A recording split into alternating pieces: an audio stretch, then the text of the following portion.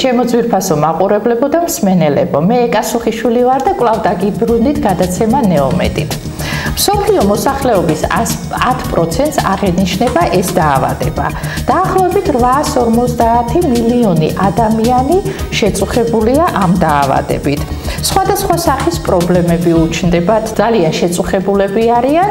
დაახლოებით მსოფლიოში მე-12 ადგილზე დგას სიკვდილიანობით. დაახლოებით 2040 წლისთვის მეცნიერები ვარაუდობენ, რომ მე-5 ადგილზე გადაინაცვლებს. ეს დაავადება საკმაოდ გავრცელებული დაავადებაა და ეს არის თირკმლის ქრონიკული პათოლოგია, რომელიც ხშირ შემთხვევაში ისე მიმდინარეობს, შეიძლება ადამიანმა არც კი იცოდეს, რომ ამ პრობლემის წინაშე დგას. როგორ აღმოვაჩინოთ, რომ ჩვენ პრობლემა გვაქვს? როგორ დავიწყოთ მკურნალობა, ან ვის მივმართოთ პირველ ეტაპზე, საიდან დავიწყოთ, პრევენცია როგორ ჩავატაროთ და როგორ ვუმკურნალოთ? სწორედ ამ საკითხებზე და არა მარტო ამ საკითხებზე, კიდევ ბევრ კითხვებს პასუხს გასცემს ჩვენი დღევანდელი გადაცემის სტუმარი, ექიმი ნეფროლოგი ნანა ოქროპირიძე. ნანიკო, მოგესალმები. მიხარია, რომ ხარ ჩემი გადაცემის სტუმარი, ჩემთვის ხარ ძალიან ძვირფასი ადამიანი და მე არ ვიცი, გინდა რეკლამაში ჩამითვალონ, ვიტყვი, რომ მე ჩემ ოჯახს და პირადად ჩემ თავს თვალდახუჭული ვანდობ ქალბატონ ნანას. ვიტყვი, რომ ქალბატონი ნანა არის გიორგი აბრამიშვილის სახელობის საქართველოს თავდაცვის სამინისტროს სამხედრო ჰოსპიტალის ექიმი ნეფროლოგი, საქართველოს დიალიზის ნეფროლოგიისა და თირკმლის ტრანსპლანტაციის კავშირის წევრი. და რაც მთავარია, საუკეთესო და უძლიერესი პროფესიონალი თავის სფეროში.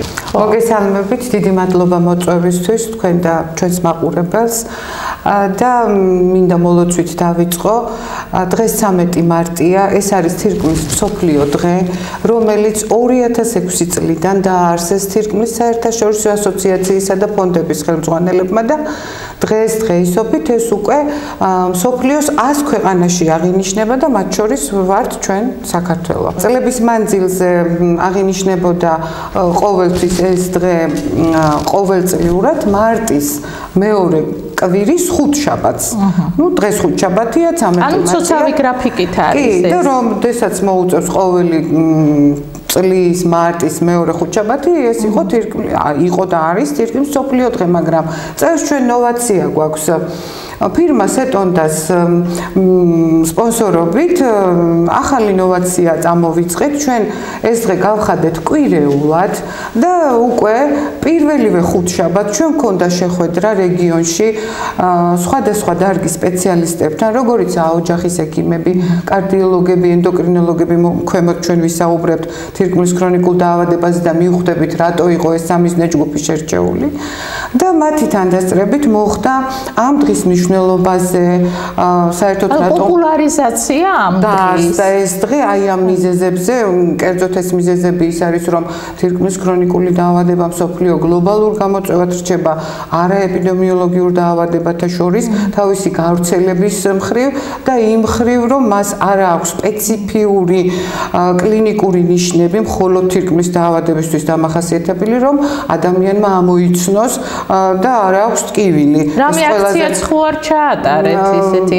მოსახლეობისთვის სასარგებლო კვირეულის ფარგლებში დაიბეჭდა მოსახლეობისთვის საგანმანათლებლო საქმიანობის გაძლიერების მიზნით სეტონდას ხელმძღვანელობის მიერ და გავრცელდა. რა თქმა უნდა, მომავალში ალბათ ამ თანამშრომლობას უფრო საინტერესოს გავხსნით და მასშტაბურს ვფიქრობთ.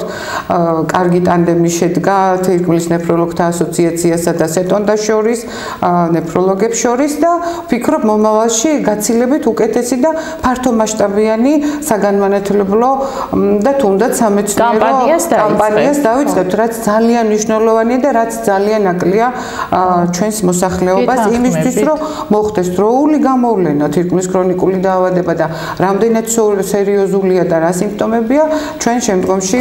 აი ნაიკო, ზუსტად კარგად შევჩერდით ახლა მაგ კითხვაზე, რომ ეხლა სტატისტიკა მართლა საგანგაშოა, სერიოზულად საგანგაშოს იმ სიმაღლე გითხრათ, როცა დავიწყე მოძიება ამ პათოლოგიაზე, ნამდვილად არ მეგონა ესეთი მძიმე სიტუაცია იყო, არ ველოდი.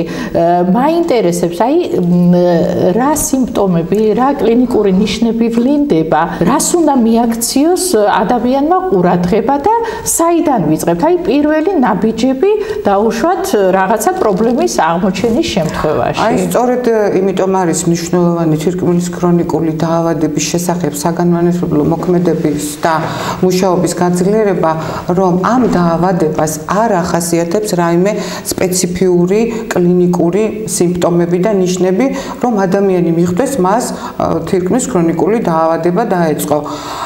ეს არის ზოგადი სიმპტომები, რაც შეიძლება ჰქონდეს დიაბეტიან ადამიანს, გულშისარდთა სისტემით დაავადებულ ადამიანს, რევმატული და ჰემატოლოგიური პრობლემებით, ნებისმიერი სხვა დაავადებების დროსაც არსებობს ესეთი სიმპტომები არის საერთო სისუსტე, გულის რევა, თაბრუსხვევა, არტერიული წნევის სამიზნე ციფრებში ვერ მიღწევა, იგივე გლიკემიის ციფრების ცვალებადობა, ამ ყველაფერსაც ისეთივე სიმპტომები ახასიათებს, რაც შეიძლება შეფარული იყოს თირკმლის ქრონიკული დაავადება იყოს ამ სიმპტომების ქვეშ. და ეხლა აქ ძალიან მნიშვნელოვან რაღაცას ვიტყვი. ამიტომ ძალიან მნიშვნელოვანია, რომ დროულ გამოვლენას მივაღწიოთ. და როგორ მივხვდეთ, რომ იგივე სიმპტომები ყველა დაავადებას ქონია, არც ტკივილი არ ახასიათებს, როგორ მივხვდეთ და ამისთვის უნდა გავაძლიეროთ სკრინინგი, ანუ გადასინჯვა, პირველადი გამოვლენა, რაც გულისხმობს კლინიკო-ლაბორატორიული ანალიზების დროულ გაკეთებას და მინდა ჩვენი ჯანდაცვის მესვეურთა სასახელოდ თქვა და მათი საქმიანობის დადებითად შესაფასებლად, რომ უკვე რამოდენიმე წელია ზუსტადაც თირკმლის ასოციაციის ხელმძღვანელობით შედეგად მივიღეთ ის, რომ ჯანდაცვის საყოველთაო პროგრამაში არის სრულიად უფასოდ ჩასმული ანალიზი კრეატინინის სისხლში. ხა რა არის ეს? ეს ყველა ასაკის შემთხვევაშია თუ მარტო ვისაც ეკუთვნის საყოველთაო პროგრამა ამბულატორიულად თუ ვინც არის მასში ჩართული, ყველასთვის ეს არის უფასო. კრეატინინის სისხლში განსაზღვრა და აი ეს მარკერი კრეატინინის სისხლში ანალიზის პასუხი გვაქვს ფორმულა ალგორითმი შექმნილი, რომელიც ადვილად გაითვლება, საჭიროებს ასაკს, სქესს, რასას და კრეატინინის ჩავატარებს. მაგას სამედიცინო დაწესებულებაში, იმიტომ რომ ნამდვილად უნდა სამედიცინო დაწესებულებაში მისვლა, რამდენადაც ეს ინტერნეტში გვაქვს ყველას ჩამოტვირთული ეს ალგორითმის ფორმულა, დაგჭირდებოდა მხოლოდ კრეატინინი თუ არა ფულს. გადაიხდით ეს შეგიძლიათ, მაგრამ გარწმუნებთ, ჩემთან ძალიან ბევრი პაციენტი მოდის, რომლებიც არიხდიან და სრულიად უფასოდ უკეთდებათ ეს კრეატინინის სისხლში და აი ამ კრეატინინის მონაცემის შეყვანით ჩვენ ზუსტად ვიგებთ, რომელი სტადიის აქვს თუ არა აქვს საერთოდ ეს დაავადება და რომელ სტადიაზეა. აქვე შევჩერდები და იმასაც ვიტყვი, რომ თირკმლის ქრონიკული დაავადება ნიშნავს თირკმლის სტრუქტურულ ან მორფოლოგიურ დაზიანებას, რომელსაც მოყვება თირკმლის ფუნქციის დაქვეითება. შეიძლება თირკმლის ფუნქცია ჯერ კიდევ შენარჩუნებული იყოს ამ ცვლილებების ფონზე, ან გაზრდილიც კი იყოს, მაგრამ მაინც უკვე დაწყებული იყოს თირკმლის ქრონიკული დაავადება. ანუ მისი ვერაგობა იმაშია, რომ ძალიან ფარულად და ესეთი შეუმჩნევლად იწყება მისი შემოსვლა ადამიანის რაღაც პატარა ჩივილები მაინც პატარა ჩივილები იგივე შეიძლება ყურადღებას სხვა დაავადებებისაც და ამიტომ ვერ მიიტანს ეჭვს მაინც და მაინც თირკმლის ქრონიკულ დაავადებაზე. იგივე შეიძლება ქონდეს ანემიან ადამიანს, დიაბეტიანს და ნებისმიერი სხვა დაავადების, რაც ჩამოუთვალია ეს საერთო სისუსტე, თაბრუსხვევა, ზოგჯერ უმადობა, ბევრი არაფერი ყოფილან პაციენტები, რომელთაც მეხუთე სტადიის თირკმლის ქრონიკული დაავადება ქონიათ, უკვე ფაქტიურად თირკმელჩანაცვლებითი თერაპიისთვის მოუკითხავთ, მაგრამ არანაირ ჩივილს არ ამბობენ, სანამ ექიმი არ ჩაუღრმავდება, ეს ხომ არ იყო ასე, თქვათ, აი საერთო სისუსტეც არ გააქვთ, არ უჩივის არაფერს, რო გკითხო პაციენტს, აი იმდენად შეუმჩნევლად შეიძლება მივიდეს მეხუთე სტადიამდე. მინდა ეგეც ვთქვა, რომ ხუთი სტადია არის, პირველი, მეორე, მესამე, მეოთხე და თირკმელების გორგულოვანი ფილტრაციის მონაცემით ითვლება, რისთვისაც საჭიროა ეს კრეატინინის ანალიზი სისხლში. და მისი ვერაგობა იმაშიც გამოიხატება, რომ ცალსახად მინდა ვთქვა, რომ თირკმლის ქრონიკული დაავადება თუ დაერქვა, დაავადებას უკვე ქრონიკული და არა მწვავე, ის აღარ იკურნება. ის ხდება სამართავი. ხუთი ეტაპის მანძილზე ჩვენ უნდა მართოთ. ამიტომ ჩვენი მიზანი რა არის? ჯანდაცვის თლიანად არა მარტო ნეფროლოგების, აქ უკვე ჯანდაცვის პირველად რგოლიც ერთვება ხო, რომ თუ გამოვავლინეთ და ვნახეთ, რომ ეს არის პირველი სტადია თირკმლის ქრონიკული დაავადების, ჩვენ უნდა შევძლოთ სწორად მართვით, ეს არის სიმპტომური მართვა, რომლის სპეციფიკა რა თქმა უნდა იციან ექიმებმა. გავახანგრძლივოთ მისი ყოფნა პირველ სტადიაზე და რაც შეიძლება მოგვიანებით განვითარდეს ის მეორე სტადია. ასევე მესამე და გარკვეული დიდი დრო შეიძლება მოვიგოთ ტერმინალურ სტადიამდე. შეიძლება სულაც ყოფილან პაციენტები, რომ პირველი მეორე სტადიის მართვით ძალიან დიდხანს საკმაოდ დიდხანს ყოფილან ისე რომ არც მისულან თირკმლის ჩანაცვლებით თერაპიამდე.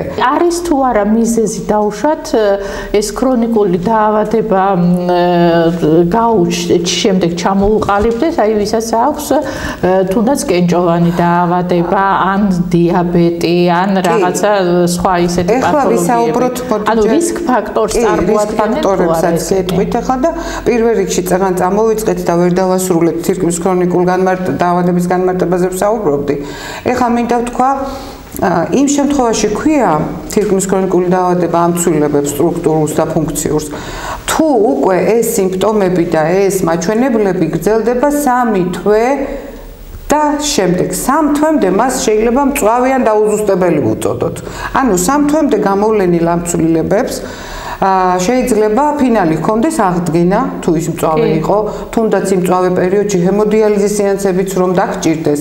ყოფილა შემთხვევები 17 ჰემოდიალიზის შემდეგ სრულიად აღუდგენია თირკმლის ფუნქცია და წლების მანძილზე არანაირი სხვა პრობლემა მას არ აქვს. ანუ გამოდის რასაც მწვავე დაავადება, თირკმლის ქრონიკული დაავადება მწვავე არის 3 თვემდე. აი 91 დღე არის უკვე ის დღე, როცა ჩვენ უნდა გადავამოწმოთ ხელახლა მაჩვენებლები და მაშინ თუ გვაქვს ისევ ეს ცვლილებები სტრუქტურული და ფუნქციური, მას დაერქმევა თირკმლის ქრონიკული დაავადება. ანუ გამოდის, რომ მწვავე პერიოდი უნდა გავიმეჯნოთ. აქაც სწორი შეფასება არის ძალიან მნიშვნელოვანი. რომ ადამიანს აქვს პრობლემა და არ მიაკითხა ექიმს, თორემ 3 თვე 90 დღე აუცილებლად რაღაც შედეგზე გავა. იმ შემთხვევაში თუ მივა ექიმთან, აქედან გამომდინარე პრევენციას და დროულ ექიმთან მისვლას აქვს ძალიან დიდი მნიშვნელობა. ზუსტადაც რამხელა მანძილია 3 თვე. ხა მწვავე უკმარისობაში, თირკმლის მწვავე უკმარისობაში არის ბევრი სტაციონარული შემთხვევებიც, მაგალითად ტრავმები, ავარიები, რომლის დროსაც ჰიპოვოლემიური, თქვათ იქ ინფექციური შოკი და ასე შემდეგ ვითარდება და ამას მოყვება ეს სტაციონარული შემთხვევები, მაგრამ აი ხა გადავიდეთ იგივე კონკრემენტებზე. ამას ქვია ობსტრუქციული მაგალითად კონკრემენტმა კენჭმა დაახშო რომელიმე შარცაწვეთი ან ორივე ერთად თუნდაც უკან მოხდება თვითმკურნალობა დაიწყო მკურნალობა თუ დაიწყო ის ძალიან შეიძლება ცუდათაც დამთავრდეს სეფსისი განვითარდეს საერთოდ ურემია და თიკმოჩანაცვლებაც კი დაჭირდეს და ნუ მოკლედ ბევრი ვარიანტები არსებობს ახლა სიღრმეში არჩევა და თირკმლის მწვავე დაავადება თუნდაც კენჭოვან დაავადებაზე თუ ვსაუბრობთ აუცილებლად სპეციალისტთან უნდა გადაწყდეს ეს საკითხები. არის კიდე აი ხა ძალიან ფართოდ არის გავრცელებული კარდიოვასკულარული დაავადების მქონე პაციენტებში თირკმელების მწვავე უკმარისობის განვითარება, რომელიც რაღაც პერიოდში შეიძლება ავალაგოთ, ალაგდეს სწორი და დროული ჩარევისას და რაღაც პერიოდში შეიძლება ის გაქრონიულდეს. ეხლა ეს რა არის? ისე ძალიან უხეშად და მარტივად რო ვთქვა, ჩვენ ვიცით რომ ეხლა ბოლო წლებში კარდიოლოგიაში დაინერგა სტენტირება, თანამედროვე მეთოდოლოგია გულის მწვავე იშემიების მკურნალობის დროს და აი როდესაც მწვავე იშემიის შეტევით მიდის პაციენტი, იქ შეიძლება მწვავე უკმარისობა თირკმლის განვითარდეს და საჭიროც კი გახდეს თირკმლის ჩანაცვლებით თერაპია, იმდენად მაღალ ციფრებზე ავიდეს ურემიის მაჩვენებლები, მაგრამ როგორც კი სტენტი ჩაიდგმება ერთი თუ როგორც რამდენი საჭირო არის, რამოდენიმე დღეში გულში, ანუ როდესაც ინფარქტის დროს, კორონაროგრაფიის შემდეგ გადაწყდება სტენტირება და რამოდენიმე დღის შემდეგ რეაბილიტაციის შემდეგ თირკმლის ფუნქცია თავისთავად სწორდება, რადგანაც პერფუზია სწორდება თირკმელში. აი ხა ორი სიტყვით მინდა თირკმლის ფუნქციაზეც გავშალოთ პატარა, რამდენადაც მსმენელისთვის უფრო საინტერესო გახდება, რატო ხდება ეს ცვლილებები და რატო უნდა იაქტიუროს თავისი ჯანმრთელობის გადასარჩენა. რა ფუნქცია? აი რა ფუნქცია თირკმელს ახლა ესეთი სახალხო ტერმინოლოგიითაც რომ ვისაუბროთ, ეს არის ფილტრაცია პირველ რიგში. თირკმელი ორი წყვილი ორგანოა უმეტესად თუ არ არის თანდაყოლილი რაიმე აგენეზი, ანუ ცალ თირკმლითაც იბადებიან 1%-ში სადღაც ადამიანები, მაგრამ ძირითადად ნორმალური ფიზიოლოგიის შემთხვევაში ორი თირკმელია და თირკმლის ფუნქცია პირველი ფილტრაცია. ეხლა ჩვენ ვიღებთ ცილას, ცილის დაშლის პროდუქტი არის ზუსტადაც ეს ჯადოსნური კრეატინინი. ჯადოსნურია, იმიტომ რომ მისი განსაზღვრა დროული, მართლა ჯადოსნურ ეფექტს ჯანმრთელობისთვის იძლევა უკვე დროულად მისი მონაცემი. ანუ კრეატინინი წესით თირკმელში იფილტრება და საჭირო რაოდენობა რჩება სისხლში და დანარჩენი შართან ერთად გარეთ გამოდის, ხო? და თუ ჩვენ სისხლში ვნახეთ მომატებული კრეატინი, ეს რას ნიშნავს? ვერ გამოყო იმდენი, რამდენიც, ანუ ვერ მოიშორა ის ნარჩენი პროდუქტი, რაც უნდა მოეშორებინა ფილტრაციის გზით და ესე იგი თირკმელს პრობლემა აქვს, ხო? აი მარტივი აღსაქმელი არის ეს ამ ანალიზის უდიდესი მნიშვნელობა. ნუ ეხლა თუ აქვე ასევე საყოველთაო პროგრამაში უფასო არის სისხლის საერთო ანალიზი ამბულატორიულად და შარდის საერთოც ერთი-ორი სიტყვით ვიტყოდი სისხლის საერთო ანალიზის მნიშვნელობასაც თირკმელთან კორელაციაში. მოკლედ თირკმელი გარდა იმისა, რომ ფილტრავს მავნე ნივთიერებებს და გარეთ გამოაძევებს, უდიდესწილად მონაწილეობას ღებულობს ჰემოგლობინის წარმოქმნაში. კერძოდ ერითროპოეტინები უშუალოდ თირკმლის მიერ გამომუშავდება.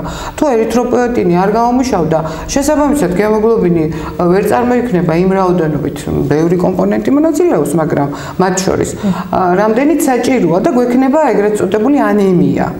აი ჩვენ სისხლის საერთო ანალიზი თუ მაგ კრეატინინთან ერთად უკვე რამხელა ინფორმაციას აძლევს ექიმს, რომ ესე იგი თირკმლის სხვადასხვა ნაწილების დაზიანება სხვადასხვანაირ უკმარისობას იწვევს. აი მაგალითად ფილტრაციის უნარის მოშლილობა კრეატინის დაგროვებას იწვევს, ხო, სისხლში და ერითროპოეტინის ვერ წარმოქმნა ანემიის გამოვლენას გაღრმავებას იწვევს. ნუ იქ მერე სითხის ბალანსი თუ დაირღვა, თავისთავად ანურია შარდის მცირება შეშუპება თუ თირკმლის გამომტან მილაკში არის პრობლემა ერთმანეთთან ისეა აგებული ალბომი ანუ ცილა რაც ადამიანს სჭირდება ნორმალური ფუნქციონირებისათვის იმის კარგვა იწყება უკვე შარდთან ერთად. ეხლა შარდის ანალიზიც ძალიან მნიშვნელოვანია. თუ ჩვენ შარდში დაკარგული ცილა დავინახეთ, უკვე უნდა ვიფიქროთ, რომ აი თირკმლის მილაკში არის დეფექტი და ესე იგი თირკმელს უკვე უნდა მივეხმაროთ. თუ კიდევ ვიმეორებს ამისთვის მანძილზე ექიმი ადიფერენცირებს ამ ყველაფერს და ეს მწვავე პრობლემას რამეს გარე სხვა ფაქტორებს უკავშირდება, ან ინფექციურ აგენტს, ან თუნდაც ტრამვას, იპოვლემიას, ნებისმიერ ის შეიძლება ძალიან ბევრ შემთხვევაში აღდგეს.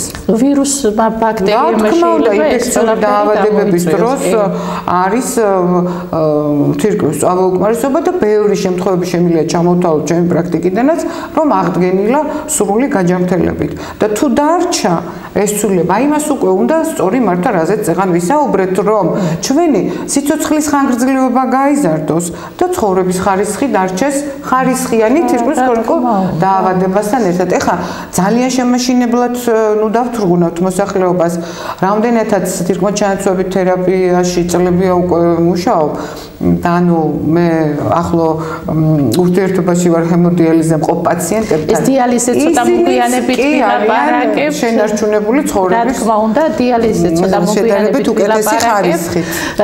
მე მაინტერესებს ეს, როცა უკვე მიდის ექიმთან, რა თქმა უნდა, პირდაპირ ნევროლოგთან არავინ არ მიდის, ჯერ მიდის ოჯახის ექიმთან, ოჯახის ექიმი იმ შედეგების მიხედვით, რასაც დაუნიშნავს, გადაამისამართებს, ასე ვთქვათ, მე უკვე დაახარისება ხდება ამ ადამიანების, პაციენტების სპეციალისტთან და მართვადია უკვე თქვენს მიერ მათი მდგომარეობა.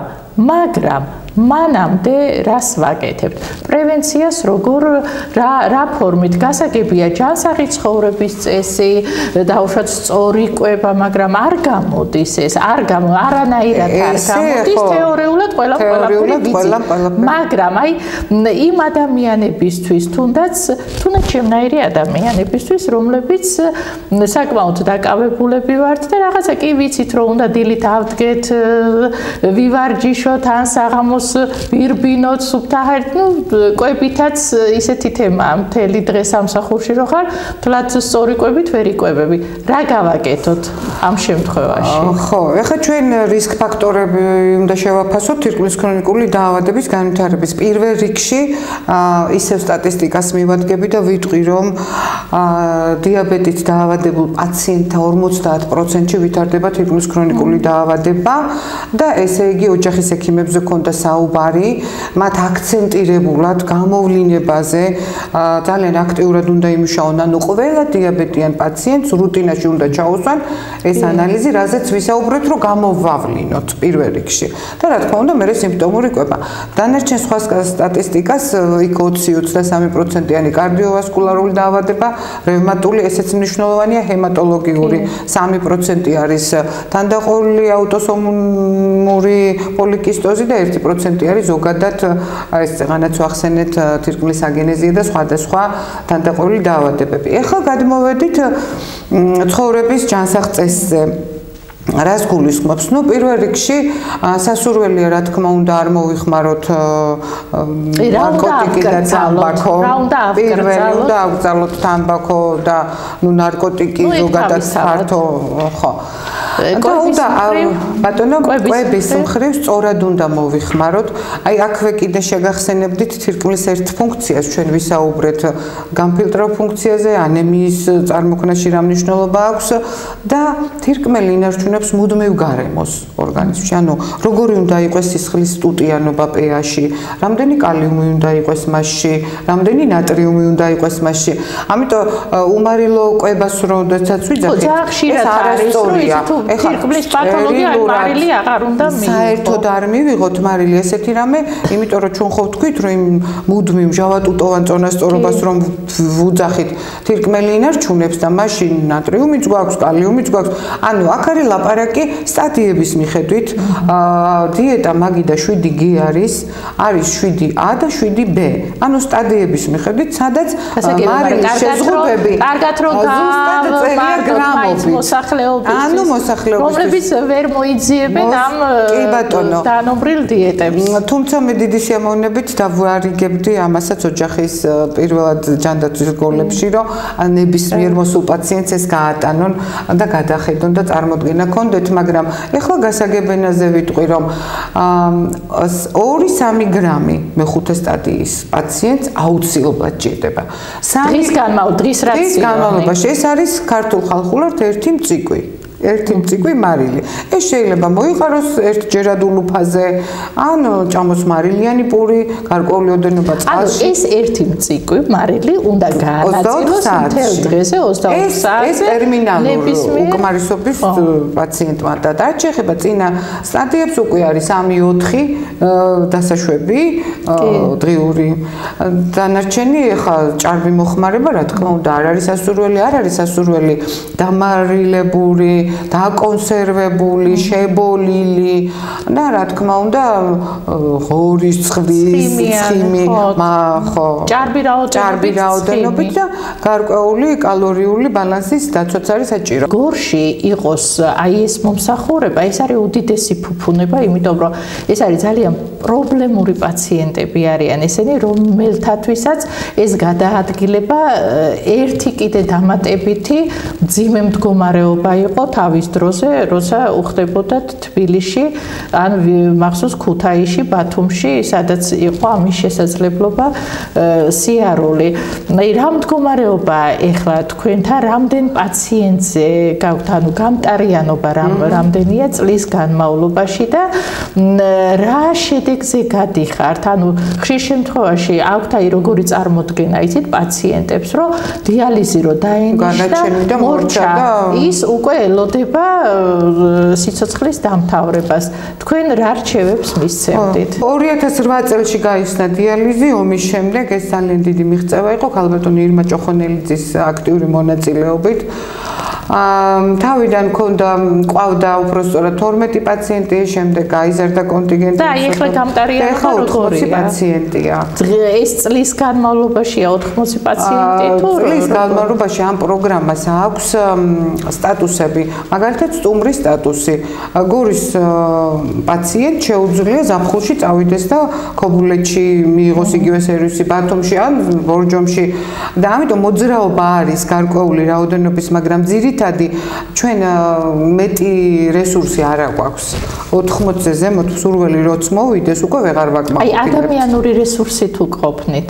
ადამიანური რესურსი სანიტარი კი, ნამდვილად ოპტიმალური ყავს, რაც გვჭირდება და რამდენიც გვჭირდება, ამაზე ნამდვილად არაფერი გვაქვს საწუწუნო.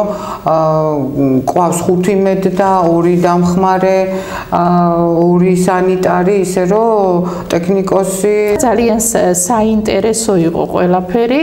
უბრალოდ ჩვენ გადაცემის მეორე ნაწილიც გვაქვს და ვაგრძელებთ გადაცემას. დიდი მადლობა მინდა გადაგიხადო. მე კიდე ჩვენ მაყურებელს შევახსენებთ, რომ ჩვენი გადაცემის სტუმარი იყო გიორგი აბრამიშვილის სახელობის საქართველოს თავდაცვის სამინისტროს სამხედრო ჰოსპიტალის ექიმი ნეფროლოგი ქალბატონი ნანა ოქროპირიძე.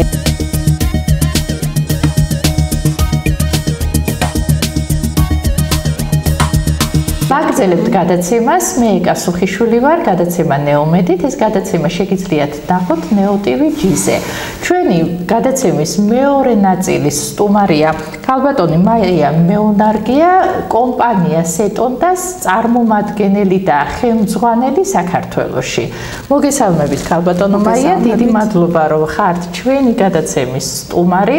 ჩვენ პირველ ნაწილში ყავდა ქალბატონი ნანა ოქროპირიძე, ნეფროლოგი, მოწვეული და როგორც ვიცით, ზუსტად ნანა ოქროპირიძის ინიციატივის და თქვენი მხარდაჭერით, თქვენი კომპანიის მხარდაჭერით ძალიან საინტერესო კვირეული ჩატარდა თირკმლის კვირეული. დიახ.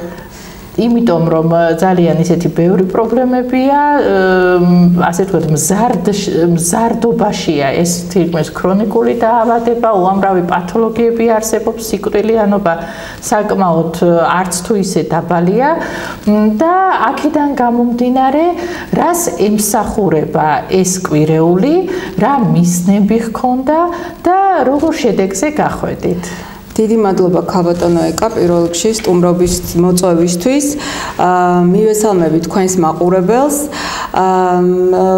დავეთანხმები ქალბატონ ნანას და გავიმეორებ იმ სტატისტიკას, რაც დღესდღეობით თირკმლის ქრონიკულ დაავადებასთან დაკავშირებით გვაქვს. ეს არის მზარდი გლობალური პრობლემა დღესდღეობით მსოფლიოში. შესაბამისად საქართველოშიც ავადობა მაღალია, 1 მილიონ მოსახლეზე 220-260 ახალი ავადმყოფი, ახალი პაციენტი არის წელიწადში, ხოლო ტერმინალური უკმარისობით, ანუ უკვე სადიალიზე პაციენტი 1 მილიონ მოსახლეზე 140-150 პაციენტს შეადგენს. დამეთანხმებით ეს ციფრები საკმაოდ მაღალია და შესაბამისად ცნობიერების ამაღლება თირკმლის ქრონიკული დაავადების შესახებ ძალიან მნიშვნელოვანია და ამ კუთხით ქალბატონ ნანასთან ერთად გადავწყვიტეთ მონაწილეობა მიგვეღო პროექტში, რასაც თირკმლის კვირეული ჰქვია და დაერქვა. შესაბამისად შიდა ქართლის მასშტაბით ჩავატარეთ ღონისძიება, სადაც ქალბატონმა ნანამ ისაუბრა თირკმლის ქრონიკულ დაავადებაზე და მასთან დაკავშირებულ პრობლემებზე, შესაბამისად მკურნალობასა და პრევენციაზე. ესწრებოდნენ ექიმები შიდა ქართლის სხვადასხვა კლინიკიდან, ოჯახის ექიმები, ენდოკრინოლოგები და წარიმართა საკმაოდ საინტერესო დისკუსია. ღონისძიებას ესწრებოდნენ ასევე თბილისიდან მოწვეული ნეფროლოგები, ქალბატონი ნინო შონია და ნანა სამადაშვილი.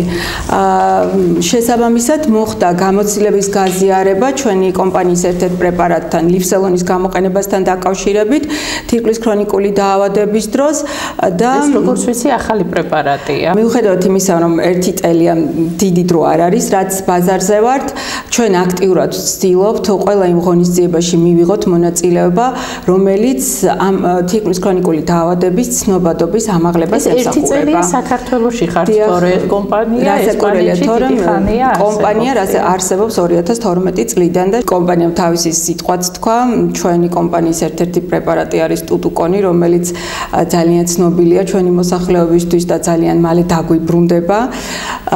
ასე რომ ამ კუთხითაც ცნობადობა უფრო მეტია, რასაკვირველია. ვინაიდან თირკმლის ქრონიკული დაავადება ეს არის პათოლოგია, რომელსაც თავისი გამომწვევი მიზეზები ახასიათებს და ერთ-ერთი ყველაზე ხშირი მიზეზი თირკმლის ქრონიკული დაავადების განვითარების არის შაქრიანი დიაბეტი ტიპი 2, ასევე არტერიული ჰიპერტენზია, თირკმლის სტრუქტურული პათოლოგიები.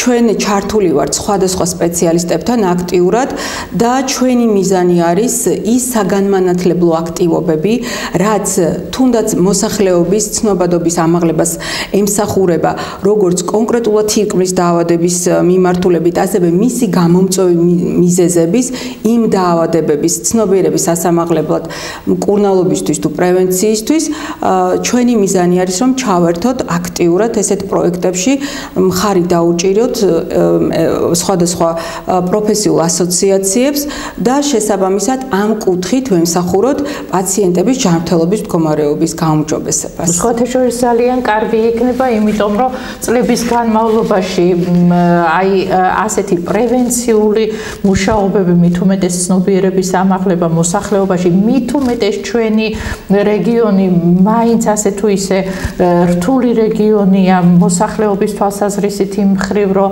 ძალიან ბევრი იძულებით გადაადგილებული პირი ცხოვრობს გორში, გამყოფი ხაზი და იქ მაინც აი ეს ინფორმაციის მიწოდება ცოტა ჭირს, თუმცა დღეს ახლა ესეთი გლობალური ინტერნეტის პირობებში არც თუ ისე ჭირს, მაგრამ მაინც შედარებით მოსახლეობის ინფორმირებულობა ნაკლებია, იმიტომ რომ გადაცემები კეთდება ნაკლებად, ამიტომ თქვენი ეს აქტიურობა ძალიან მნიშვნელოვანი იქნება, იმიტომ რომ სულ არის მაგალითად კარდიოლოგები ძალიან აქტიურად ჩამოდიან, მიან გინეკოლოგები ჩამოდიან ძალიან ხშირად, რა ვიცი, ოტორინოლარინგოლოგები ჩამოდიან, მაგრამ რაღაცა ცოტა შესუსტებულია თქვენი ასოციაციის აქტიურობა. ამიტომ ის რომ თქვენ დაიწყებთ ახლა ამ ინფორმაციის მიწოდებას და ხშირ ურთიერთობას მოსახლეობასთან, ეს ძალიან მნიშვნელოვანია. და ამისთვის ძალიან მადლობელი ვარ.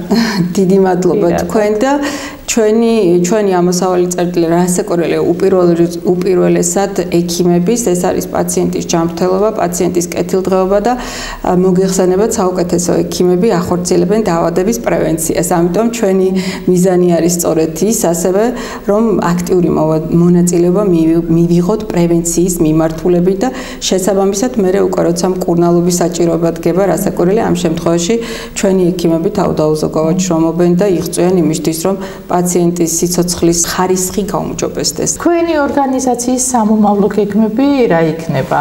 რა მოლოდინი გქონდეს კარგი? ჩვენ მაქსიმალურად ვეცდებით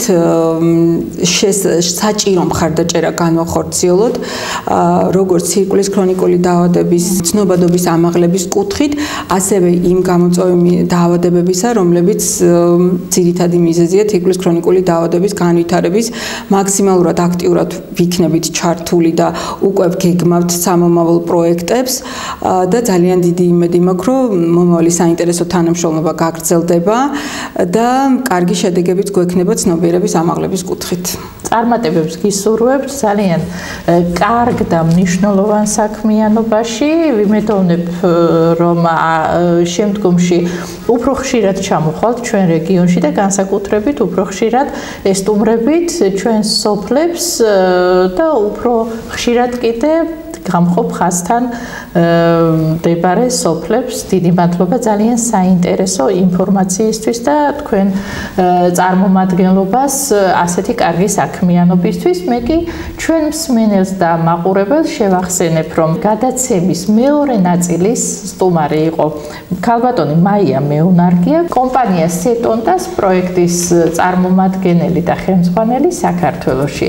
მე კი ეკა სუხიშვილი ვარ, გადაცემა ნეომედით, რომელიც შეგიძლიათ